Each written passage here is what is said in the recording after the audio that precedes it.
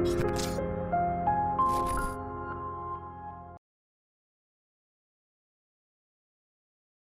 वालेकुम ख़वातीन और हज़रात। आज की पॉडकास्ट बहुत मुख्तलिफ होने वाली है क्योंकि मेरे साथ मौजूद हैं बहरिया यूनिवर्सिटी के फैकल्टी और मैं उसी यूनिवर्सिटी का अलुमनाई। तो आज हम बात कर रहे हैं इंक्यूबेशंस पे, एंटरप्रेन्योरशिप पे, स्टार्टअप्स पे एंड स्टार्टअप कल्चर पे, सक्सेस स्टोरीज़ पे बात करेंगे। इस सारी टॉपिक पे बात करने के लिए मेरे साथ मौजूद हैं head of incubation centre Bahria university Karachi, assistant professor Bahria university as well. अस्सलाम वालेकुम sir, thank you very much. Engineer Syed Rizwan Ali sir, welcome to the show. कैसा लगा आपको शो? जी माशाल्लाह बहुत अच्छा लग रहा है। इट्स गुड कि हम यहाँ आए, काफी दिनों से हमारा पॉडकास्ट कैजुअल था मगर इधर उधर हो रहा था। जी लेकिन somehow we manage today. Thank you very much for your time, thank you for very much for your presence. आज हम बहुत सारी बातें डिस्कस करेंगे, लेकिन उससे पहले मैं चाहूँगा कि आप अपना थोड़ा सा इंट्रोडक्शन दे दें ताकि फिर हम पुशअप में तेज़ी से निकले आगे। जी sure okay. My name is, as you have told that, engineer Syed Rizwan Ali, working as an assistant professor and head of business incubation center, Bahria University, Karachi campus. Very nice. So I've been here in this university from the last 11 years, and before that I have, I think, more than 8 year experience in the England. So I have done my studies and I have done my workspace over there, and I've joined here in Navina Group as well. So in industry, 8 year experience. Then I joined academia. So once I joined academia in the computer science department in Bahria University Karachi campus, they gave me an opportunity. So would you like to join us as a head of business incubation center and the leadership development center, and also the ORIC, Office of Research, Innovation and Commercialization. So right now I'm just having a one head. I used to have 3 heads, but right now I'm just heading the business incubation center. Great. Big and healthy introduction. Thank you very much. Sir, entrepreneurship. जी Currently you're heading the department of department. It's not a department, it's a total unit, right? जी Incubation Center Bahria University. जी What is the role of incubation center देखें जी, in any society? Okay, it's a very important role wherever you go. ये वो चीज़ है जिसने कौमों की तकदीर बदली है, ठीक? The role is very important. मैं थोड़ा सा बात करूँगा माजी की, यानी कि अबाउट 2 decades ago, यानी कि 20 साल पुरानी, जो हमारी HSC है, हायर एजुकेशन कमीशन, उसने इसको फोकस किया। वो इसलिए फोकस किया कि दुनिया की जो अभी कौमें हैं, जिसमें मैं ज़्यादा नहीं, सिर्फ 2 कंट्रीज़ की मैं बात करूँगा। एक मैं बात करूँगा यहाँ पर चाइना की, और दूसरी मैं बात करूँगा तुर्की की। आई नो जो इस वक्त सुनने वाले हैं उनको शायद हैरत होगी। Used to be in 1960s the Pakistan government gave funds to तुर्की। ये आपको हैरत होगी कि जी पाकिस्तान कभी कर्जे देने वाला मुल्क हुआ करता था। 1960 जी 60s में इन्होंने बड़ी हेल्प की है कि जब इनके यहाँ बड़ा ड्रास्टिक सिचुएशन थी टर्की के अंदर, तो उन्होंने इसकी छोटी छोटी इंडस्ट्रीज़ लगाई और अपने स्टार्टअप शुरू किए, और फिर उससे इन्होंने रेवोल्यूशनाइज किया कि आज भी आप कभी तुर्की जाएं तो वो आपको एक पाकिस्तानियों को अलग इज़्ज़त देता है। इवन कार्देश मींस मेरा भाई, पार्लियामेंट में सिर्फ पाकिस्तानियों के लिए उन्होंने ये वर्ड अप्रूव कराया है अपनी पार्लियामेंट से। कार्देश मींस मेरा भाई, और वहाँ टर्किश वर्ड, जी टर्किश वर्ड में कार्देश मेरे भाई को कहते हैं। और आप उनकी गलियों में चले जाएं, आप बाज़ारों में चले जाएं, अगर उनको पता लगता है आप पाकिस्तान से हैं, क्योंकि उनके स्कूलों में, और भी इसकी बहुत सारी वजूहत हैं, जिसमें से एक वजह ये भी है कि आज तक उनके स्कूलों में पढ़ाया जाता है, बताया जाता है कि पाकिस्तान वो कंट्री है कि जिन्होंने हमारी हेल्प की थी और हमें इस तरह से रेवोल्यूशनाइज किया था। उसके बाद ये भी बड़ी आपको हैरत होगी कि कभी किसी ज़माने में चाइना का जो लिटरेसी रेट 1980s तक ना होने के बराबर था और पाकिस्तान का बहुत हाई था, और पाकिस्तान ने चाइना को भी सपोर्ट किया माजी में। और चाइना ने भी यही काम शुरू किया कि छोटी छोटी गली मोहल्लों के अंदर इंडस्ट्रीज़ लगाई, जिसको हम SMEs कहते हैं।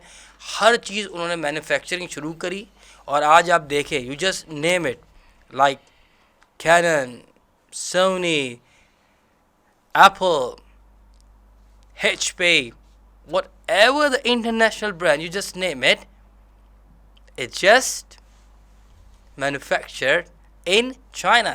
iPhone की जिंदा मिसाल है, technology by California and technology, yes, technology by California और मैन्युफैक्चर्ड बाय चाइना।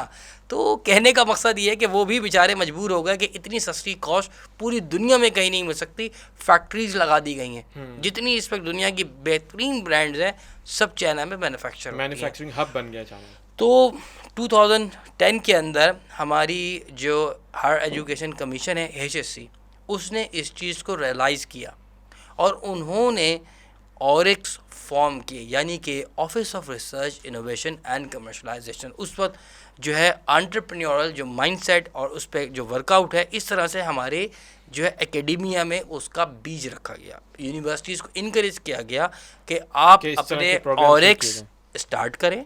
फिर उसके बाद 2013 में बाकायदा उन्होंने BIC का स्टार्ट लिया, यानी कि बिजनेस इंक्यूबेशन या इनोवेशन सेंटर्स या टेक्नोलॉजी सेंटर्स का इनेकाद हुआ। तमाम पब्लिक प्राइवेट यूनिवर्सिटीज़ को इनकरेज किया गया, इवन इसकी फंडिंग्स दी गई, उसकी तामीर की, उसके अंदर स्टार्टअप्स के लिए फैसिलिटेशन, उनकी फंडिंग और वो तमाम चीज़ें दी गई। तो HEC की तरफ से ये सिलसिला शुरू हुआ एंटरप्रेन्योरशिप का। क्यों?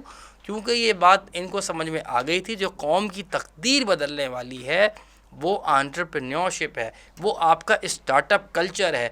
क्योंकि अगर देखा जाए को जिसकी अगर मैं बात करूं, आप मुझे करेक्ट कीजिएगा, एक कुछ हदीस का मफहूम है, अल्लाह मियाँ माफ़ फरमाए, कि आपका जो रिस्क का मैक्सिमम हिस्सा तिजारत में है, क्योंकि ये सुन्नत भी है। अगर हम इस्लामिक पॉइंट ऑफ व्यू से देखें कि हमारे नबी सल्लल्लाहु अलैहि वसल्लम ने जो है वो तिजारत फरमाई, ये बेसिकली हमारा जो है एक तरह से सुन्नत भी है और इस पर हदीस भी है कि मैक्सिमम अल्लाह ताला ने इसके अंदर हिस्सा रखा है।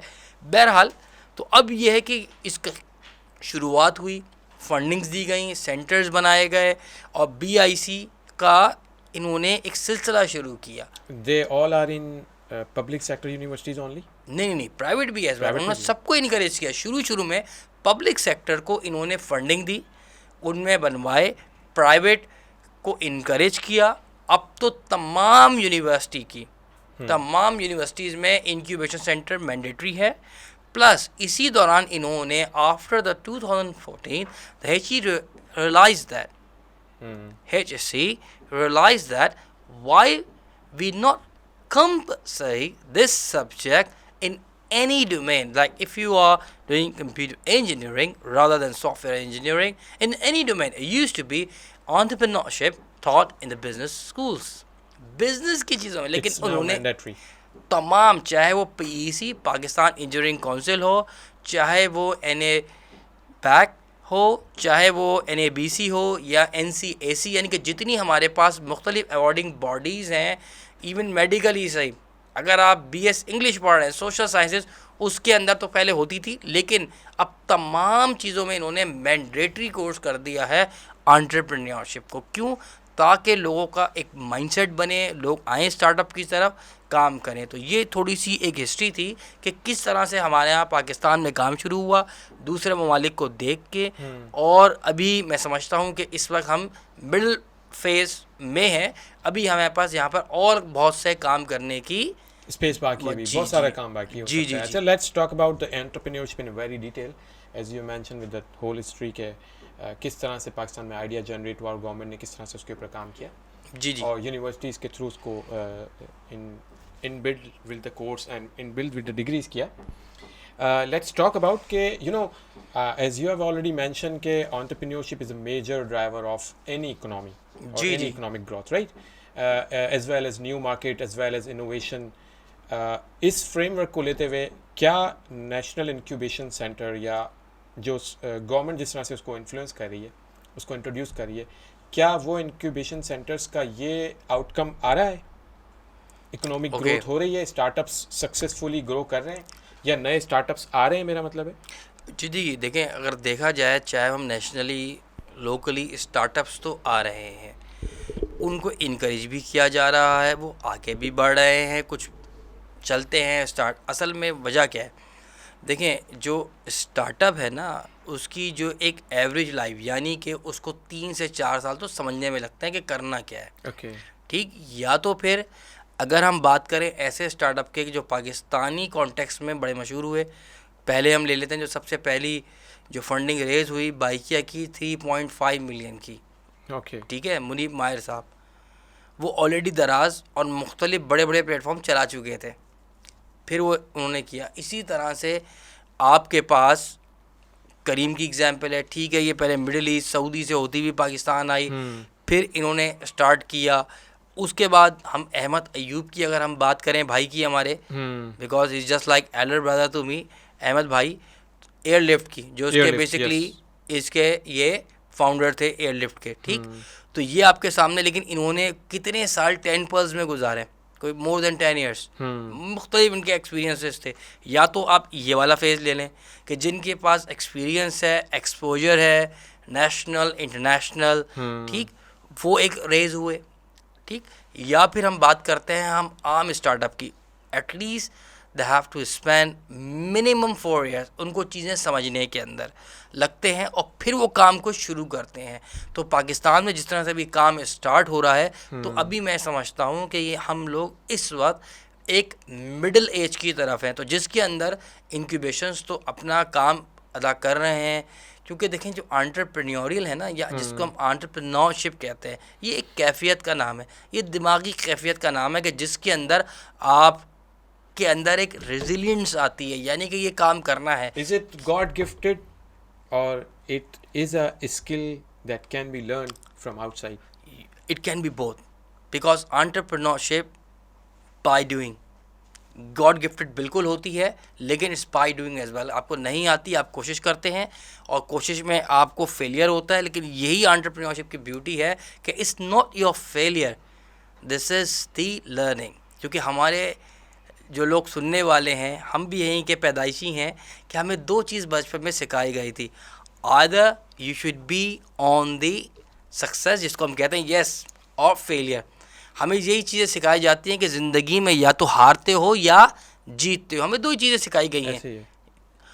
सो व्हाट आई से, just remove this failure word from your side, because failure is nothing. Many definitions you can find it on the Google and the ChatGPT, but failure is just this. In your head. Yes, it's just failure this. is not exist actually. Yes, it's just you. What I define myself, failure is nothing, just you. ये आप है. जिस दिन आपने अपने आप से हार मान ली, उस दिन आप हार गए. कोई आपको नहीं हरा सकता. ये आप तो खान साहब की रिफ्रेजिंग कर रहे हैं. नहीं, खान साहब की नहीं, ये तो मेरी बहुत पुरानी जो है, लेकिन हम तो एंटरप्रेन्योरशिप में यही पढ़ाते हैं, यही कराते हैं और यही प्रैक्टिसेस देते हैं कि देखें फेलियर इज़ नथिंग, ये कुछ नहीं है. जो मैं भी अपनी बात कर रहा था, वो हम 2 बातें कर रहे थे. एक था आपके पास success, failure. So failure is nothing, is just you, your mindset. Once you accept it, you are failed, then you are failed. So what you need to do, you need to, ये यकीनन उनसे बात मुख्तलिफ होगी जो हम बात करते हैं अपने मेरे एक्सपीरियंस की बेस पे. You need to replace your failure with the learning. Okay. You always be on your learning stage or success. या तो जीतते हो या सीखते हो. लर्निंग करते हो. लर्निंग है, फेलियर नहीं है. ये मेरी लर्निंग हुई है. जितने आप बड़े बड़े लोग देख लें दुनिया के मशहूर, चाहे मार्क ज़करबर्ग से लेके आप बिल गेट्स तक पहुंच जाए, और ऑन द लर्निंग स्टेज के ठीक है जी ये मिस्टेक हुई, हम मिस्टेक तो समझते नहीं, हमारी लर्निंग है. ठीक, एग्जैक्टली. तो ये चीज़ हमारा अपना एक पर्सपेक्टिव है. तो मैं उस पर ये बात करता हूँ कि एंटरप्रेन्योरशिप बेसिकली जो हम बात करते हैं माइंडसेट की, वो फेलियर को फेलियर नहीं, इसको लर्निंग लेते हैं. Learning means what, if you have done something wrong, you need to rectify, you need to correct it, and after the correction you need to work on it. ठीक, तो ये basically एक mindset है जिस पे हम वर्कआउट करते हैं. और हमने जहाँ से बात शुरू की थी, तो क्या इंक्यूबेशन सेंटर्स रोल अदा कर रहे हैं? जी बिल्कुल, प्राइवेट, पब्लिक, गवर्नमेंट कोशिश सब कर रहे हैं. लेकिन again there is a 2 framework. The first framework कि आपके पास स्किल्ड लोग होते हैं, एक्सपीरियंस वाले लोग होते हैं, जिनके नाम मैंने बताया कि मुदस्सिर, शेखा साहब और अहमद अयूब भाई, और इस तरह का एक पूरा चंग वो अलग है. एक स्ट्रगलर है जो ज़ीरो से उठा है, अभी यूनिवर्सिटी से निकला है. So it means that he और she has to spend at least minimum 4 years. तो उनको फिर समझ में आएगा करना क्या है. और इसी वजह से हमारे बहुत सारे स्टार्टअप दम तोड़ जाते हैं, आगे बढ़ ही नहीं पाते कि उनके पास स्पेस ही नहीं होता कि यार 3-4 साल चीज़ों को समझे फिर आगे बढ़े. No, they want fast learning and fast earning actually. जी जी जी. एक बहुत बड़ा बैरियर ये भी है कि उनको जल्दी जल्दी चीज़ें सीखनी है और जल्दी से पैसा कमाना है और अपने एम्पायर्स बिल्ड करने हैं. एक्चुअली ये एक ड्रीम होता है. जी जी, लेकिन जब But ऐसा नहीं इसका है, इसकी ऐसा रियलिटी नहीं है, ऐसी नहीं है. of ऐसा course. नहीं है. देखिए, what is entrepreneurship? Entrepreneurship doesn't mean that you make a no. Multi billionaire बनना नहीं है, इसका मकसद ये है खिदमत. खिदमत का मतलब आसानी. आसानी You का have मतलब to ये come with a solution to the society. जी, यानी कि वो मसले जो आपने देखे, and I always says your problem is this and this is your solution. What does it means? ये है मसला कि घर से निकलते हुए ऑफिस, स्कूल जो आप देखते हो, यार ये मसला हो गया, ये हो गया, इसका जो सोल्यूशन लाते हो, ये है एंटरप्रेन्योरशिप. यही आपका स्टार्टअप है. मिसाल देता हूँ, ये क्यों ऊबर करीम आई, क्यों आई? भाई टैक्सी पूरी दुनिया में इसका मसला था, पूरी दुनिया में इसके इश्यूज थे, पूरी दुनिया के अंदर के Transportation आपको issue कॉल करना पड़ती थी. अगर मैं इंग्लैंड की एग्जांपल दूँ, वहाँ हैक नहीं होती थी, वो Stand बहुत पे जाना कम होती पड़ता थी. स्टैंड में नहीं, वो आप हाथ दे के रोक सकते हो आम टैक्सी की तरह. Otherwise you have to call. 99% लोग कॉल करते थे. हैक नहीं, ज़ाहिर बात हर जगह नहीं नज़र आएगी आपको. अगर नज़र आ गई तो आप हाथ दे के रोक सकते हो, अदरवाइज आपको कॉल करना पड़ेगी. टैक्सी कराची में भी ये हाल था, पूरे पाकिस्तान में. तो ये एक उन्होंने सोल्यूशन दिया, चल गया. इसी तरह से दराज था कि उनको मार्केट स्पेस मिला, लोगों को काम करने के लिए, लोगों को बेचने के लिए, सेलर्स लोगों को एक स्पेस मिला और बायर्स को एक जी, स्पेस जी, जी. मिला कि हम अपना टाइम सेव करके बाइंग कर सकते हैं फिजिकली जाए तो बगैर. कहने का मकसद ये कि जो एंटरप्रेन्योरशिप है, इसके अंदर जो आपके पास मेजर चीज़ है वो है खिदमत, प्रॉब्लम का सोल्यूशन. मनी मेकिंग ठीक है, is a second part, but it's not mandatory. The motive is that You have to address the problems of the society. address the problem or you need to serve it. और again हमारे यहाँ एक बड़ा मुगालता है, बहुत बड़ा मुगालता है कि यार एंटरप्रेन्योरशिप कुछ और चीज़ है, स्टार्टअप शायद कुछ और है, हमारा जो FYP है, जो यूनिवर्सिटियों में हम फाइनल प्रोजेक्ट बनाते हैं, यार ये कुछ और है, हमारा जो MS का थीसिस है ये कुछ और है, हमारा जो PhD का थीसिस कुछ और है. बस not like that. It's all connected together. They all are integrated towards a service. जी. To any solution to the society. जी, इसी में मैं एक स्टोरी यहाँ शेयर करता हूँ, जो हर जगह मैं शेयर करता हूँ जाके, 2 लोगों की. एक तो ये कि जो सुनने वाले को अगर पता होगा तो अच्छी बात है, नहीं तो बड़े हैरान होंगे. वो was Google. It was before Google. क्या था? PhD का थीसिस था. जो सुनने वाले होंगे उनको झटका लगेगा, क्या स्टैनफोर्ड यूनिवर्सिटी का ये थीसिस था PhD का, गूगल. Okay. जी. क्या था कि दुनिया में जब इंटरनेट अवेलेबल हुआ 1995 में, तो सिर्फ दुनिया में जो सर्च इंजन था, दुनिया का पहला याहू. हर चीज़ याहू पे सर्च की जाती थी. टेरी मीट्स लैरी, यानी कि मिलते हैं अपने प्रोफेसर से और कहते हैं कि मैं क्यों नहीं चाहता कि एक AI बेस्ड सर्च इंजन बनाऊं. देखें, ये भी एंटरप्रेन्योरशिप है कि चलती हुई चीज़ के अंदर कोई Addition. वैल्यू ऐड करना. इनोवेशन मीन्स के कोई आसानी पैदा करना और उसके अंदर कोई ऐसी चीज़ लाना जिससे वो बेहतर हो. तो उन्होंने कुछ नहीं किया, पूरा मॉडल रेप्लिका किया, उसमें AI लगाई और ये चीज़ कर दी कि जिस चीज़ को जितना सर्च किया जाए वो टॉप ऑफ द लिस्ट आ जाए. ये उसका काम था. सारा याहू वाला काम था, लेकिन गूगल में उन्होंने AI के एल्गोरिदम लगा के जिस चीज़ को जितना, जिसको आज की ज़बान में हम SEO सर्च इंजन ऑप्टिमाइजेशन कहते हैं. Exactly. ये उन्होंने काम किया था कि जिस चीज़ को जितना ढूंढा जा रहा हो वो लिस्ट में ऊपर आ जाए. याहू ने नहीं किया था. क्या था? PhD का थीसिस स्टैनफोर्ड यूनिवर्सिटी का. अगर आज भी आप गूगल पे ही गूगल कर लें तो इसका जो इनिशियल URL था वो स्टैनफोर्ड यूनिवर्सिटी के नाम पे था. स्टार्टअप था वहाँ का. ये उसके बाद गूगल में ये नहीं, ये इनका प्रोजेक्ट चला, वहीं स्टैनफोर्ड के अंदर ही इसकी टेस्टिंग हुई, वहीं ये थीसिस लिखा गया, वहीं PhD की डिग्री मिली और वहीं पे रहते हुए इसने अपना काम स्टार्ट किया. और आज सोचें कि गूगल कहाँ पहुँच चुका है. और उस ज़माने में उसने एक कॉन्ट्रैक्ट साइन किया एज अ स्टार्टअप के यूनिवर्सिटी वालों हमें सपोर्ट करो, कल को अगर हम कभी कमा सके तो इसका 2% रेवेन्यू का हम आपको देंगे. और आप सोच रहे हैं आज गूगल की क्या इस वक्त वो 2% भी आज कितना होगा?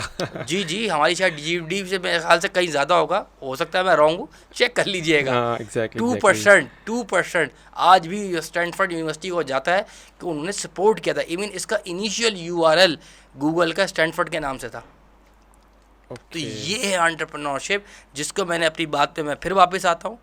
आपका चाहे पीएचडी हो, चाहे एमएस हो, चाहे आपका कोई क्लास असाइनमेंट हो, चाहे कुछ भी हो, they all are connected, that if you are giving a solution to a problem, especially locally or internationally, it means कि ये आपकी एंटरप्रेन्योरशिप है, वही आपका प्रोजेक्ट है, वही आपकी लाइफ है, अगर आप समझें तो।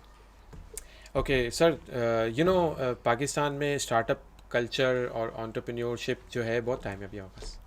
अभी बहुत सारी बातें बाकी हैं एक्चुअली। सर अभी हम डिस्कस करें चैलेंजेस ऑफ एंटरप्रेन्योरशिप ना, पाकिस्तान के अंदर स्टार्टअप कल्चर की बात करें तो पाकिस्तान के अंदर एंटरप्रेन्योरशिप और स्टार्टअप्स का जितना पोटेंशियल है उतना निकल नहीं रहा है, because there are a lot of challenges over there. जी जी जी। जैसे कि सोशल कंस्ट्रेंट्स हैं, शायद एजुकेशन कंस्ट्रेंट्स हैं, और लैक ऑफ कल्चर है। इसको कोई मतलब इतनी जल्दी एक्सेप्टेंस नहीं मिलती जब तक उसके अंदर से पैसे जनरेट नहीं होना जी जी, बिल्कुल ऐसे ही। सो आई वुड लाइक कि आप इसको इस कल्चर को जो लैकनेस है पाकिस्तान की सोसाइटी में स्टार्टअप्स की, उसको थोड़ा हाईलाइट करें as an experience head of incubation. बिल्कुल बिल्कुल, ये मेरा तकरीबन कोई 8वां साल इंक्यूबेशन को हेड करते हुए चल रहा है माशाल्लाह। तो लास्ट 8 ईयर से जो हमने एक चीज़ फील करी वो ये कि जो सबसे बड़ा हमारा कल्चरल नॉर्म पाकिस्तान में अभी भी है, आगे भी रहेगा, अल्लाह करे ये ख़त्म हो। देखें हमारी जितनी यूनिवर्सिटीज़ हैं, कितनी यूनिवर्सिटीज़ जो फ्री में आपको मास्टर्स, पीएचडी और बैचलर्स की डिग्री देती हैं। सवाल ये है, क्वेश्चन मार्क, जर्मनी नहीं हम, हाँ, पाकिस्तान है हम, ठीक है। और मुल्कों की यूनिवर्सिटीज़ भी डिग्री देती हैं, मान लिया पैसे लेती हैं, लेकिन वहाँ पर चले इंग्लैंड की एग्जांपल देता हूँ, ठीक है 2009 में उन्होंने अपने लोकल स्टूडेंट की फ़ीस बढ़ाई, शोर शराबा हुआ, लेकिन अभी भी वहाँ जो भी यूनिवर्सिटी में जाता है डायरेक्ट उसको कर्ज़ा हसना अगर आपको जिसको स्टूडेंट लोन कहते हैं दिया जाता है, कर्ज़ा हसना इस्लामी तौर पे।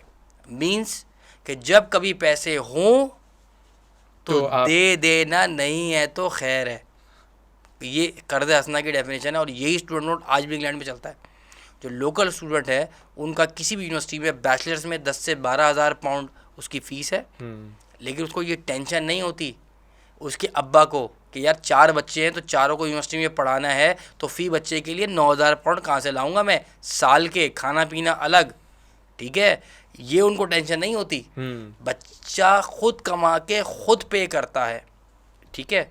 हमारे यहाँ चूँकि जो कल्चर नॉर्म की मैं बात कर रहा हूँ वो ये है कि कमाने वाला एक, बाकी 10 उस पर डिपेंडेंट है।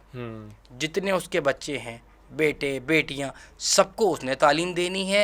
यूनिवर्सिटी की फीसेस माशाल्लाह आपको पता है, ठीक है, सरकारी यूनिवर्सिटियों की कम होती है, लेकिन वहाँ पे जितना रश होता है, कंपटीशन होता है, हर किसी को एडमिशन नहीं मिल पाता, ठीक। तो जिसकी वजह से जब कोई बंदा अपने एक बच्चे को 5-10 लाख दे के अगर पढ़ाए और फिर बच्चा कहे अब्बा जी 4 साल आपने मेरे पर 10 लाख लगाया, थैंक यू वेरी मच, मुझे 20 लाख और दे दीजिए और फिर मैं इससे कोई कारोबार करूंगा। ये कल्चर नॉर्म है ना हमारा, हम कुछ नहीं कर सकते। फाइनेंशियल जो बैरियर्स हैं वो मतलब फाइनेंशियल नहीं, देखें एक तो आपने एजुकेशन में इतने पैसे लगा दिए कि उसने एजुकेटेड होने में ही 5 लाख 10 लाख लगा दिए और फिर बच्चा फिर डिमांड कर रहा अब्बा जी पैसे दो। तो जो कल्चर नॉर्म है वो कहेगा नहीं बेटे बहुत हो गया, पैसे नहीं लगा सकता, जो जेब थी लगा दी, 3 बहन भाई भी हैं तुम्हारे, पैसा कमाओ ला के दो। तो वो जॉब की तरफ जाता है।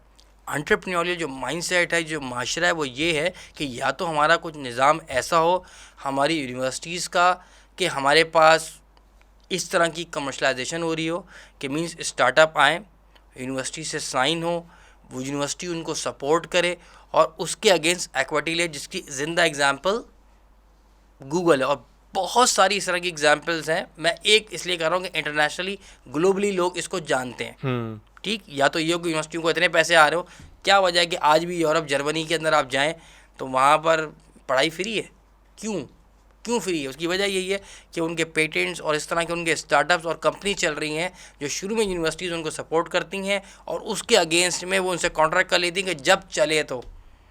और वो स्टूडेंट का जो पोटेंशियल है बेसिकली, जब उसको कमाने की फ़िक्र एक टेंशन में नहीं होगा, जब भी तो वो निकल के बाहर आएगा और वो पोटेंशियल ही कुछ इनोवेशन में आएगा, एंटरप्रेन्योरशिप में आएगा, जी। या सोसाइटी में कोई कंट्रीब्यूशन की तरफ आएगा। तो लेट्स टॉक अबाउट कि स्टार्टअप्स जो हैं दुनिया में, एक स्टैट्स हैं कि स्टार्टअप्स जो है वो 90% जो है वो फेल ही होते हैं, और वो 10% जो है वो सक्सेस और उनकी डिटर्मिनेशन होती है, उनका बड़ा रिस्क होता है, और एंड थिंग्स लाइक दैट।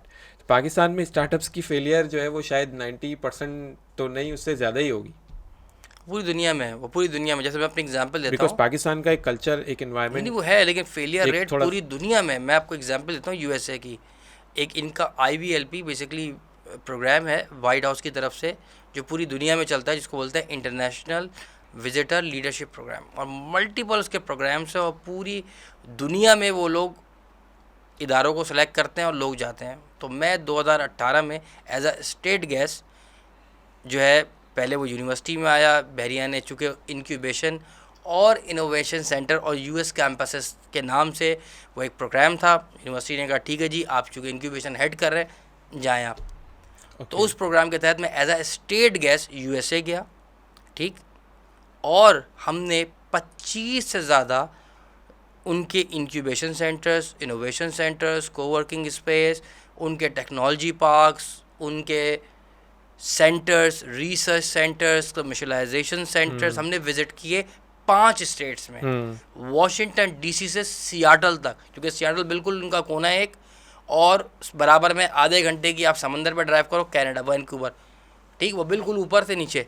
और मतलब, और इस दौरान इन 5 स्टेट्स में मैंने 4 टाइम जोन देखे विद इन अ कंट्री। कुछ 6 घंटे का फ़र्क चल रहा है आपस में, किसी का 4 घंटे का फ़र्क चल रहा है विद इन अ एक मुल्क के अंदर। तो वहाँ पर जो हमने देखा, जो बात मैं उस पर आता हूँ, ये तमाम चीज़ें देखने के बाद तो वहाँ भी सक्सेस रेट हाई है।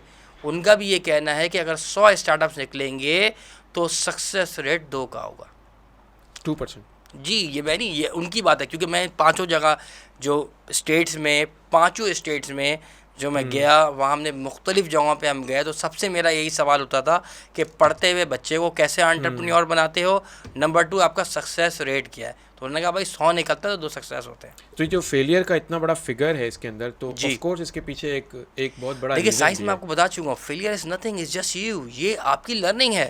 यही नहीं। तो वहाँ पर एक कॉन्सेप्ट दिया जाता है कि आप फेल नहीं हुए हो बेटा, ये आपकी लर्निंग है, आपने इससे कुछ सीखा। जी मैंने सीखा, अब इसको या तो बेहतर करो या कुछ और करो। यू आर वेरी राइट कि failure is nothing in reality, it's just exist in your mind, वो इट्स ओके। बट एक्चुअली जो स्टार्टअप्स की कामयाबी है, स्टार्टअप्स का रन हो जाना है, जी ऑफ कोर्स वो ट्रायल एंड एरर, फेलियर और सक्सेस की तरफ जाते आते, इट टेक्स टाइम। बट इसका जो मेन कोई कमी है, कोई शॉर्ट कमिंग है, वो क्या हो सकती है कि इतने सारे स्टार्टअप्स अगर किसी एक वजह से या मल्टीपल रीजंस की वजह से अगर वो हो रहे हैं, so what do you think कि उसमें क्या मेन बात हो देखिए, सकती है? अगर हम फेलियर्स की Like या इनकी market- लर्निंग की बात करें, चलो लर्निंग की बात एग्जांपल करता के हूँ। तौर पे ले लेते हैं कि जी, मार्केट रिसर्च वीक है, जी। या आप मैं बता रहा हूँ, मार्केट जी, पोटेंशियल जी, में नहीं जा रहे हैं। मैं आ जाता हूँ लर्निंग की तरफ। अगर हम बात करते हैं कि ये एक्चुअली मैं इसको फेलियर तो नहीं, लर्निंग कहता हूँ। लर्निंग कहेंगे, जी, बिल्कुल। इनकी लर्निंग्स में जो सबसे बड़ी चीज़ है, उसमें हम 5 चीज़ों में इसको कैटेगराइज करते हैं पाकिस्तानी कॉन्टेक्स्ट के अंदर। ओके। पहली चीज़, इनके अंदर आपस में अगर 1 रुपया भी कमा लें तो शुरू होता है मैंने काम ज़्यादा किया, तुमने किया, तो पार्टनरशिप इश्यूज। बिल्कुल, ये तुम्हारा इतना हिस्सा था, मैं तो पूरी पूरी रात जाग के काम किया, मैं ये कर रहा था, तुम तो कल आ गए, तुमने ये कर दिया वो। तो सबसे पहली चीज़ कि कोई यहाँ पर लीगलाइजेशन नहीं होती। सबसे बड़ा हमारा डिज़ास्टर यहाँ का ये कि कोई हमारे पास प्रॉपर लीगलाइजेशन है ही नहीं, नंबर 1, ठीक। फेलियर की नंबर मीन्स लर्निंग की सबसे पहली वजह कि कोई किसी का कितना शेयर है, कौन कितना काम करेगा, कौन कितने आवर्स लगाएगा, कोई डिसाइडेड, कोई स्टैम्प पेपर पे नहीं होता। मैं मेजॉरिटी की बात कर रहा हूँ, ओके। मेजॉरिटी लर्निंग्स की, जिसको आप स्लैश में इनकी ड्रॉबैक्स कह लें या कह लें। दूसरा जो हमारे पास होता है वो होता है सोसाइटियल प्रेशर जो मैं बता चुका हूँ अभी कि देखें आपके पास एक टाइम फ्रेम होता है। टाइम फ्रेम मीन्स ये कि इतना पैसा घर वालों ने लगा दिया है, अब आपने इतना निकाल के देना है उनको, अब इतना आपने प्रोड्यूस करना है। लाइफ में आना है, घर को पे बैक करना है। ठीक हो गया। तो दूसरा वजह ये होती है कि वो कुछ अरसे देखते हैं, स्टे करते हैं और वो उसको एग्जिट कर जाते हैं। जबकि वैसे आपको मैंने बताया, मैं अभी कुछ स्टोरीज भी शेयर करूँगा किस तरह उन्होंने स्ट्रगल में रहते हुए अपने आप को सक्सेसफुल बनाया, जिसकी जो मिसाल है हमारे पास 2014 के अंदर एज अ FYP ही था वो फाइनल प्रोजेक्ट सॉफ्टवेयर इंजीनियरिंग के स्टूडेंट्स से 3 उस्मान अहमद पीरज़ारे UAEP के नाम से उन्होंने एक स्टार्टअप की दुनिया में आए। उन्होंने यहाँ से अपना काम शुरू किया, जिस पे उन्होंने कहा कि यार जो बेचारे डिसेबल बच्चे होते हैं जिनकी फिजियोथेरेपी होती है, तो क्यों ना उनका हम AR और VR पे ऐसा गेम बनाए बच्चों के इंटरेस्ट के हिसाब से कि उनको लगे कि वो खेल रहे हैं, लेकिन वो खेल नहीं रहे, वो एक्चुअली बेसिकली अपनी एक्सरसाइज कर रहे हैं। ठीक हो गया। ये उन्होंने लेकर आए, उन्होंने शुरू किया। यूनिवर्सिटी का कोर्ट ख़त्म हुई, जैसे यूनिवर्सिटी और इंक्यूबेशन से फारिग हुए, फिर वो दूसरे इंक्यूबेशन चले गए। ठीक, BIC से नेस्ट आयो, वहाँ पे उन्होंने कुछ अरसे स्टे किया, फंडिंग्स ली, काम करते रहे। स्टैनफोर्ड यूनिवर्सिटी का बिजनेस आइडिया कंपटीशन में 3rd पोजीशन ली अमेरिका जाके। उसके साथ साथ उन्होंने 2016 के अंदर एप्टेका जो अभी रिसेंटली हमारे पास यहाँ इस्लामाबाद में हुआ है, उसके अंदर ताइवान में जाके उन्होंने नेशनल अवार्ड विन किया। मतलब स्ट्रगल बता रहा हूँ। फिर वो चलते रहे, फिर उनको इग्नाइट से फंडिंग मिली, फिर वो थोड़े से आगे बढ़े तो उनको गूगल एक्सेलेटर प्रोग्राम जो पूरे एशिया पैसिफिक इवन इंडिया में से भी कोई नहीं, वो वाइस सेलेक्ट हुए। स्ट्रगल बता रहा हूँ। उसके बाद वो थोड़े से आगे बढ़े तो उनको फिर UNICEF से प्रोजेक्ट मिल गया, उससे उनको माशाल्लाह फंडिंग आ गई। अब मैं बता रहा हूँ कि अभी ये चल रहा है। फिर वो वक्त आया कि ये बैंकक्रप्ट हो गए। अच्छा जी, परेशानी में आ गए, यानी कि UAE ऐप से ये बने जनाब अली वंडर ट्री, और शायद ही कोई कराची का इंक्यूबेशन हो। हमारे पास से पास आउट यानी कि ग्रेजुएट होने के बाद वो कराची के मुख्तलिफ इंक्यूबेटर्स में गए, जो आखिरी उनका मुकाम था वो नेस्ट आयो था। इसलिए बहुत सारे इंक्यूबेटर्स उनको क्लेम करते हैं। मैं स्टोरी बता रहा हूँ स्ट्रगल की, कहाँ शुरू हुए थे 2014 से, आज चल रहा है 2024। Now they are stable. बीच में ये बैंकक्रप्ट हो गए। फिर ये हुआ कि चूँकि ये काइनेट यूज़ कर रहे थे माइक्रोसॉफ्ट की टेक्नोलॉजी, माइक्रोसॉफ्ट ने काइनेट बंद कर दी डिवाइस। ओके, इन्होंने कहा बिजनेस हो गया, क्योंकि ये ऑलरेडी इतने साल लगा चुके थे। उन्होंने कहा why not, we need to build your own technology. तो इन्होंने ब्राउज़र बेस अपने सर्च इंजन नहीं, अपने गेम डेवलपमेंट इंजन इन्होंने डिज़ाइन किए। अच्छा, अब पूरी दुनिया में इनके 2500 यूज़र हैं और ये लोग ऑनलाइन सब्सक्रिप्शन के ऊपर पूरी दुनिया में ये तमाम प्रोग्राम्स अपने चला रहे हैं। Now they are stable. 25 की इनकी टीम है और अब इनकी कंपनी का नाम जाना जाता है वंडर टेक के नाम से। स्ट्रगल सुना रहा हूँ 2014 से 24 तक का सफ़र, 10 साल का सफ़र, 10, लेकिन लगे रहे। ठीक है ना, लगे रहे। यानी कि जो मैं स्टोरी इस वक्त आपको बता रहा हूँ उस्मान की, कि ठीक है दोनों पार्टनर आगे पीछे हुए, राइट लेफ़्ट, उस्मान लगा रहा और आज माशाल्लाह उनकी एक स्टेबल कंपनी है, काम चल रहा है। दुनिया से उनके पूरी दुनिया से इस वक्त 2500 यूज़र हैं। मज़ीद अल्लाह ताला उनकी और बढ़ाए।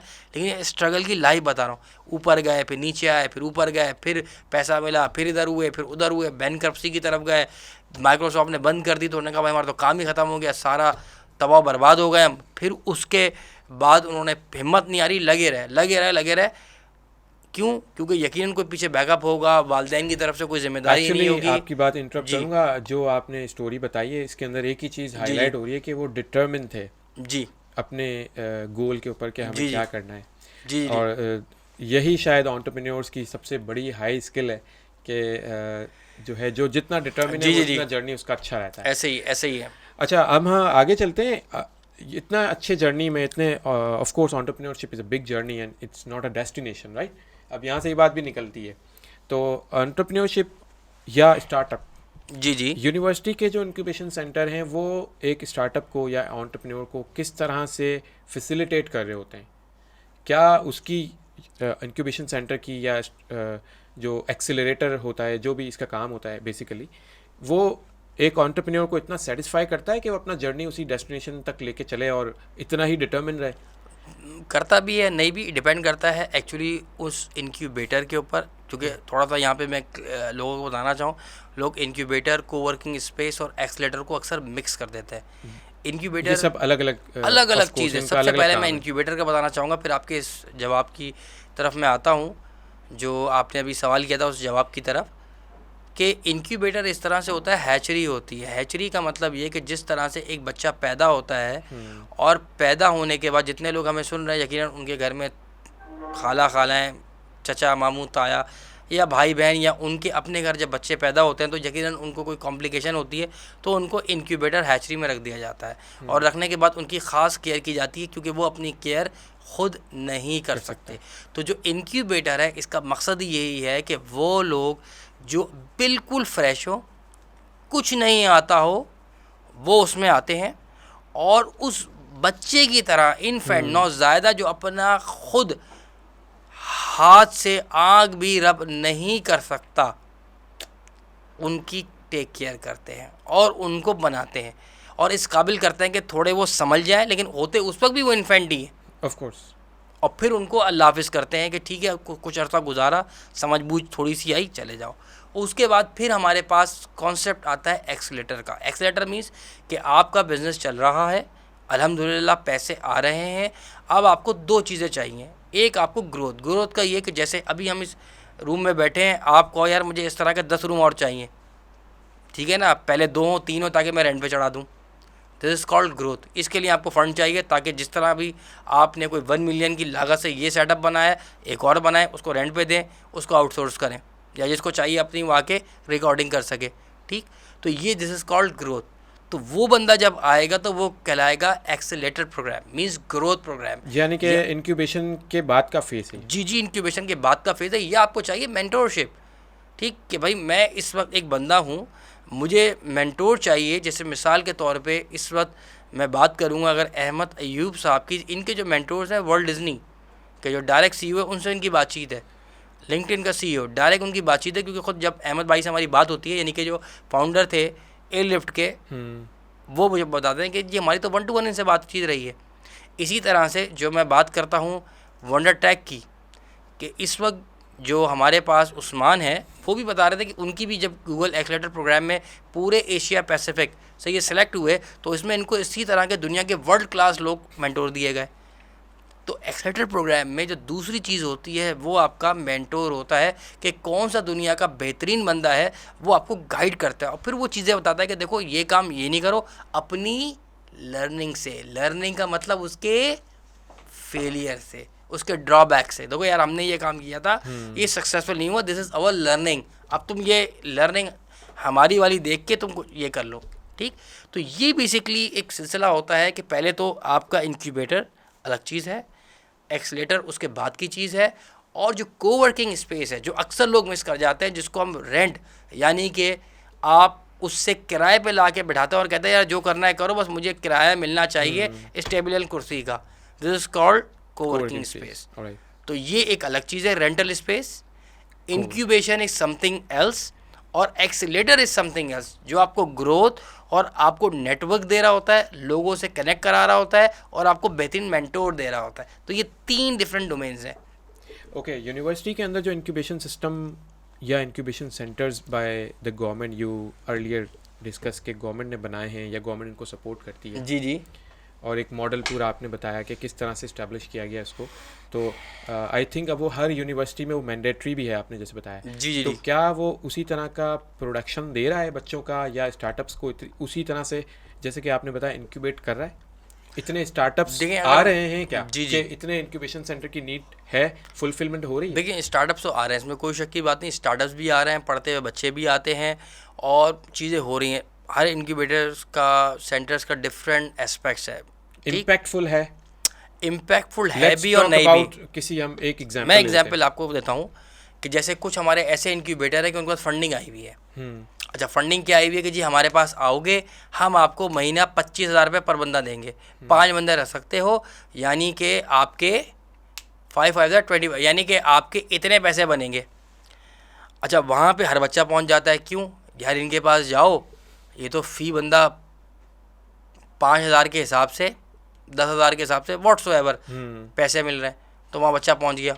इंक्यूबेटर फुल, क्यों उनके पास फंडिंग आई भी है, उन्होंने आगे पब्लिक को देनी है, पब्लिक बैठी हुई है, यानी कि पैसे नहीं भी चाहिए, क्योंकि उन्होंने प्रोसेस फुलफिल कर दिया। फुलफिल नहीं कर दिया, वहाँ पहुँचे हुए कि अच्छा यार पैसे मिल जाएंगे 75,000 पर मंथ, क्योंकि मैं ऐसे जगहों का जज रहा हूँ, तो मैंने देखा है वो स्टार्टअप जिसको कोई ज़रूरत नहीं है पिच करने आया, क्योंकि अच्छा यार 75,000 पर महीना मिलेगा, 6 महीने तक मुझे पैसे मिलेंगे 75,000 रुपये, मैं कुछ और काम कर लूँगा, कुछ 2-3 बच्चे यहाँ बिठा के कर लूँगा। नहीं, ये है, ये अलमी है हमारे मुल्क का, ठीक है ना।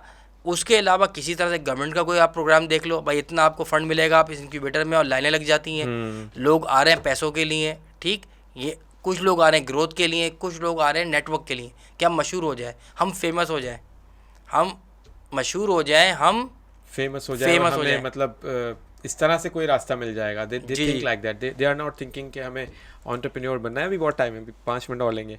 अच्छा, अगर हम इम्पैक्ट की बात करते हैं ना, तो दुनिया में बहुत सारे इंक्यूबेशन सेंटर हैं। जैसे कि हम बात करते हैं उबर की, तो उबर के पीछे एक इंक्यूबेशन सेंटर था यूएसए में, टेक्स्टार, राइट। इस तरह एक एयरबीएनबी है, और इस तरह की दुनिया की अच्छी कंपनीज हैं जिनके पीछे लाइक वाई कॉम्बिनेटर टाइप के इंक्यूबेशन, बिल्कुल इंक्यूबेटर है, फाउंडर इंस्टीट्यूट है जिसका बिल्कुल produce Udemy. So why we are not adopting और why we are not transforming our incubation centres into this models? देखें, अगेन अगर आप फिर इनकी हिस्ट्री देख लें, अगर हम उबर की बात करें, उनका बैकग्राउंड क्या था, ठीक है ना। वाई कॉम्बिनेटर कहने को तो इंक्यूबेटर, वो इंक्यूबेटर नहीं, वो एक्चुअली एक्सलेटर है, वो इंक्यूबेटर नहीं है। और they have a lot of fundings, of course, lot of fundings हैं, इंटरनेशनल फंडर्स हैं, और आप चलता हुआ काम लेके आते हो, वो उसको ग्रोथ लेवल पे लेके जाते हैं, ठीक। जो ज़ीरो से उठता है वो तो ज़ाहिर बात और है। हाँ, पाकिस्तान में अभी हम देखा जाए तो बहुत कम ऐसे इंक्यूबेटर्स होंगे यकीनन कि जिन्होंने ज़ीरो से स्टार्ट किया। जैसे मैं अपने इंक्यूबेशन की 2 एग्जांपल्स देता हूँ। हमारे पास इंक्यूबेशन में स्टूडेंट आया हमारे सॉफ्टवेयर इंजीनियरिंग डिपार्टमेंट से, ठीक है। उस वक्त जो 2017 में वो कोर्स पढ़ा था एंटरप्रेन्योरशिप, मैं ही पढ़ा रहा था उसको, और उसके बाद वो हमारे पास इंक्यूबेट हुआ अपना एक AI बेस्ड प्लेजर डिस्प्लेजर के नाम से, कि जी आपका AI के थ्रू फेस रिकग्नाइज करके आपका मूड एनालिसिस किया जा सकता है। अच्छी बात है। उसने वो काम चलाया, नहीं चला, कोई इशू नहीं। फिर उसने अपने कज़न के साथ मिलके काम स्टार्ट किया डिजिटल मार्केटिंग का। इस वक्त पूरी दुनिया में उसके कोई 20-25 हज़ार यूज़र मौजूद है। PALI प्ले, ओके, छाया हुआ इस वक्त। अमेरिका में ऑफिस खुला हुआ है उसका, बेहतरीन काम चल रहा है डिजिटल मार्केटिंग का, ज़बरदस्त। यानी कि उसने स्टार्टअप शुरू किया, उसको फ्लेवर दिया हमने, नहीं चल पाया, उसने कुछ और शुरू कर दिया। एक और है हमारे पास इस वक्त ऑटो जापान के नाम से, पूरी दुनिया से गाड़ियाँ ख़रीद के पूरी दुनिया में भेज रहे हैं। ऑफिस उनका यहाँ कराची में भी है, और वो भी इसी तरह से हमारे CE कंप्यूटर इंजीनियरिंग के ग्रेजुएट थे, हमारे पास इंक्यूबेशन पे आए मेहंदी प्रिंटर के नाम से, जो बड़ा बीच में मीडिया में मशहूर हुआ। उस ज़माने में उनको 1 करोड़ की फंडिंग का ऐलान भी हुआ टैग मोमेंटम कॉन्फ्रेंस के अंदर, और उसमें यह था कि आप हाथ रखें और आपके ऊपर मेहंदी बन जाएगी। तो उन्होंने बेसिक 5-6 डिज़ाइन बना लिए थे कि आप हाथ उस मशीन में रखें, आपके हाथ पे मेहंदी बन जाएगी। डिज़ाइन मेहंदी का छप जाएगा या बनेगी बाकायदा, उस पर उन्होंने मेहंदी ही होगी और वो बाकायदा डिज़ाइन बनेगा, जो कि बेसिक 4-5 डिज़ाइन उन्होंने बना लिए थे। उनको ये था कि हमें मज़ीद फंडिंग मिले तो हम प्रॉपर मेहंदी हो जाएगी। तो मैकेनिकल मशीन, जी, मैकेनिकल कंप्यूटर इंजीनियरिंग के स्टूडेंट थे, लेकिन क्या एंटरप्रेन्योरल बंदे का माइंडसेट था, उबैद उसका नाम है। तो उसने शुरू किया, छोड़ा, और उस ज़माने में ही रिकंडीशन गाड़ियाँ दुनिया से लेके शुरू कर दी। यानी कि वो 19 में पास आउट हुआ, 19 में उसने ये काम ब्रेक लगा के दूसरा शुरू कर दिया, और आज उसका काम बेहतरीन चल रहा है। 2019 से लेके अब तक उसने अपना कॉल सेंटर यहीं खोला हुआ है कराची में। बाकी पूरी दुनिया में वो जाता है, वहाँ से गाड़ियाँ उठाता है, मुख्तलिफ ममालिक से, जापान से, इधर से, और दूसरे ममालिक के अंदर वो एक्सपोर्ट करता है। कहने का मकसद ये है कि उसने स्टार्टअप खोला, काम किया, रियलाइज़ किया कि यार ये काम अभी मैं नहीं करूँगा, अभी मैं ये करूँगा, वो चला गया और काम कर रहा। तो ये भी हमारे पास स्टार्टअप्स का होता है कि हमने उसको एक फ्लेवर दिया, वो नहीं चला, कोई इशू नहीं, अगेन उसकी लर्निंग दी, अगर वो समझ ले तो उसने कुछ और शुरू कर दिया अपनी लर्निंग के एक्सपीरियंस को। तो जहाँ हमने बात शुरू की थी कि इंक्यूबेटर्स क्या अब तक कोई इंटरनेशनल ब्रांड नहीं बना सके हैं, मैंने आपको भी एग्जांपल दी, प्ले बन गई है, पूरी दुनिया में चल रही है। ठीक है, वो हमारे इंक्यूबेटर के नाम से नहीं जानी जाती, लेकिन वो बच्चा आज भी कनेक्टेड है। इवन जैसे आपने पॉडकास्ट की, मैंने ऑनलाइन सेशन किया उसके साथ कि बेटा ज़बरदस्त काम कर रहे हो, वेल डन।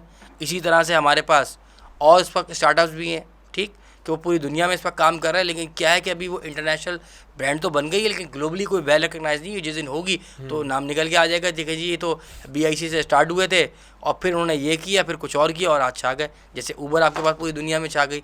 तो इस तरह से काम तो हो रहा है और यकीनन मुख्तलिफ प्रोडक्ट्स चल रही होंगी, लोगों को नहीं पता, जो हाईलाइट में नहीं है जी या लाइमलाइट में नहीं है। बिल्कुल ऐसे ही है।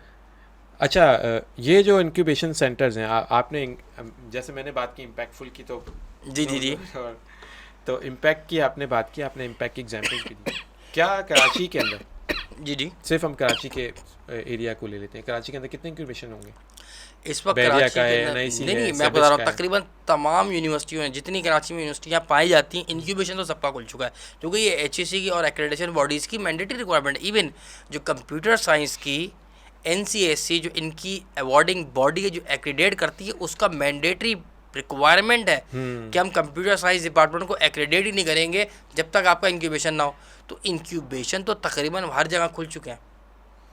अच्छा, एक और बात मेरे ध्यान में आई, जब हम एंटरप्रेन्योरशिप पढ़ रहे थे और एक बुक से हम तो ज़ाहिर है उसको फॉलो जी, करते जी। हैं कोर्स वर्क के तौर पे, तो हम जो है वो एंटरप्रेन्योरशिप में हमें स्टीव जॉब पढ़ाया जाता है, जी, जी, इलॉन जी। मस्क पढ़ाया जाता है, बिल गेट्स पढ़ाया जाता है, जी जी और सारी जो एडिडास पढ़ाया जाता है, इस तरह जी, की जी। स्टोरीज पढ़ाई जाती हैं। लेकिन हमारे पास अपनी इतनी सक्सेस स्टोरीज मौजूद हैं, अपनी लोकल, सिर्फ कराची के अंदर ही देखें तो बहुत है। टेक कंपनीज इतनी ज़्यादा मौजूद हैं बिल्कुल है। जो कि बहुत अच्छा काम कर रही है, मगर हमें एंटरप्रेन्योरशिप लोकल लेवल पे नहीं पढ़ाई जाती, नहीं क्योंकि बिल्कुल हम सही entrepreneurship कहा, का जो रूह है, जो उसकी एग्री करूँगा आपकी इस बात से, कि बिल्कुल वो है। चीज़ होनी देखिए मैं चाहिए इस वक्त ना। बात करता हूँ अपनी शायद, स्टोरीज, अपनी लोकल टच की बात ही और होती है। जी जी, जैसे मैं अभी आपके सामने 2-3 एग्जांपल्स रखता हूँ जो कि पाकिस्तान की इस वक्त बहुत बड़ी कंपनीज बन चुकी हैं। सबसे पहले तो मैं बात करूँगा शहजाद शाहिद साहब की, TPS, जो कि फिनटेक में इस वक्त बहुत काम कर रहा है। DPS, sorry, TPS, okay, TPS। ठीक है।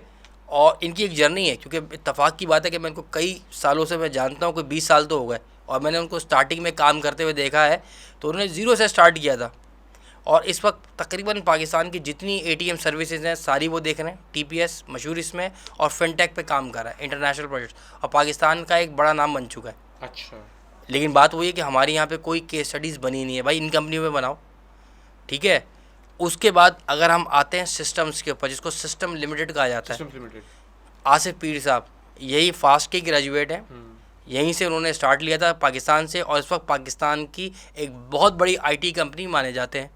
कोई केस स्टडी नहीं है। उससे पहले हम आते हैं इनसे पहले अगर हम देखा जाए, जिनको पाकिस्तान का मिनी बिल गेट्स कहा जाता है, वो है आपका नेटसोल, यानी कि आपके पास मौजूद है। नेटसोल एक पाकिस्तान की बहुत बड़ी कंपनी है, ठीक, बहुत बड़ी सॉफ्टवेयर प्रोडक्ट है जी जी, और बहुत बड़ी कंपनी है। लेकिन जो है वो उस पर कोई केस स्टडी नहीं है लोकली, कि भाई ये भी एक एंटरप्रेन्योर थे, ऑस्ट्रेलिया में काम कर रहे थे और फिर वो पाकिस्तान आए और आके उन्होंने एक बूम दिया, और इस वक्त पाकिस्तान के सबसे बड़े और पहले IT यानी कि आपके इंटरनेट सर्विस प्रोवाइडर है, और मल्टीपल काम है इनके। अच्छा, मतलब कि मैं वो कंपनीज बता रहा हूँ जो इंटरनेशनली यहाँ से काम कर रही हैं, लेकिन लोगों को नहीं पता, और बड़ी कंपनीज हैं और काम चल रहा है इनका। कॉन्टोर की मैं अगर एग्जांपल दूँ, ठीक है ना, इस पर कोई स्टडीज़ नहीं है। एवेंजा हो गया, और वहाँ बड़ी इस वक्त मैं इस वक्त टेक की बात कर रहा हूँ, वो कंपनी जो यहीं से स्टार्ट हुई। आसिफ कीर यहीं से स्टार्ट हुए, यहीं से शुरू किया। शहजाद शाहिद यहीं से शुरू किया, और इस तरह के मुख्तलिफ लोग मौजूद हैं, मुख्तलिफ लोग जो ज़ीरो से स्टार्ट हुए और आज इंटरनेशनल काम कर रहे हैं, लेकिन उनकी कोई लोकल केस स्टडीज़ नहीं है और एंटरप्रेन्योरशिप में उनकी बुक नहीं है। बहरहाल आपके इस प्रोग्राम से मैं ये समझता हूँ कि क्यों ना मैं एक बुक लिखूँ इन तमाम लोगों के ऊपर, लेकिन कुछ लोगों ने किताबें लिखी हैं, जैसे मिसाल के तौर पे हमारी लोकल केस स्टडीज हों, जी, जैसे बेड टाइम स्टोरीज और के नाम उसकी से, जी लर्निंग हो ना, मतलब डॉक्टर नजम जी हमारे बड़े अच्छे हम दोस्त थे। कोक की लर्निंग पढ़ा रहे हैं, पेप्सी पढ़ा रहे हैं, नहीं, वो स्टीव ठीक जॉब है, पढ़ा रहे हैं, वो- वो ठीक है, वो- बट लोकली होना चाहिए। लेकिन ये देखें टेक्स्ट बुक नहीं बनी। मिसाल के तौर पे 2 लोगों को तो मैं जानता हूँ जिन्होंने यहाँ लोकल स्टार्टअप्स के ऊपर काम किया। एक का इस बुक का नाम था बेड टाइम स्टोरीज। डॉक्टर नजम जो कि बहुत अच्छे हमारे दोस्त थे, IBA की फैकल्टी थे, आजकल तो खैर इंटरनेशनल हैं, IBA से छुट्टी हुए, तो उन्होंने लिखी थी अपनी एक लोकल सक्सेस और फेलियर के ऊपर बेड टाइम स्टोरीज। ओके। इसी तरह से डिजिटल पाकिस्तान के नाम से, अगर मैं नाम गलत नहीं हूँ, तो हमारे पास startup Pakistan, I think startup Pakistan था या डिजिटल पाकिस्तान के नाम से, बेसिकली उसमें फेलियर और सक्सेस की लोकल स्टार्टअप्स की स्टोरीज़ थी, वो लिखी गई है हमारे जो है अज़हर रिजवी साहब ने। लोकल उन्होंने किताब छापी है, लेकिन किसी टेक्स्ट बुक के अंदर आज तक शामिल नहीं हुई, मगर उन्होंने लोकल स्टोरीज़ उठाई हैं। इसी तरह बैड टाइम स्टोरीज़ में भी उन्होंने नजम ने, और इस तरह के और लोग भी होंगे। ये 2 लोगों को तो मैं जानता हूँ पर्सनली कि जिन्होंने लोकल, लेकिन बात वही है कि वो अब तक हमारी एकेडेमिया में वो किताबें नहीं पार्ट आई। बनना चाहिए ना, नहीं बल्कि बिल्कुल बनना चाहिए कि जो ऑलरेडी स्टोरीज इस तरह की हैं, ताकि उनको पता चले कि पाकिस्तान में क्या काम हुआ, इस मॉडल में किस तरह से सक्सेस किए जाए। बिल्कुल, बल्कि जैसे मैंने बताया ना 3-4 नाम जो इंटरनेशनल काम कर रहे हैं और पाकिस्तान की बड़ी बड़ी कंपनीज जॉइंट बन चुके हैं, इनके ऊपर इस तरह की किताब लिखने चाहिए। अच्छा, एक और बात मुझे याद आई, सनी अली मुझे याद आ गए। बिल्कुल आ गए सनी अली सर आपके स्टूडेंट हैं? जी बहरिया यूनिवर्सिटी हमारे इसी कैंपस के एलुमनाई हैं। इनका मास्टर्स बैचलर्स है, और हमने जो है इनका प्राउड टू बी बहरियन के नाम से इनकी तस्वीर लगाई है। और 2020 तक कोविड के अंदर भी इनके तमाम प्रोग्राम्स जितने माजी में हुए सब हमारे पास हुआ करते थे, और हमारी बड़ी अच्छी इनके साथ एक स्ट्रॉन्ग बॉन्डिंग है, और बीइंग एलुमनाई वंडरफुल पर्सन ही है। Very nice, very nice. Acha sir, thank you very much. It's a very, very wonderful conversation with you, and hope we will conduct another conversation with you on this podcast. Thank you for coming. Thank you.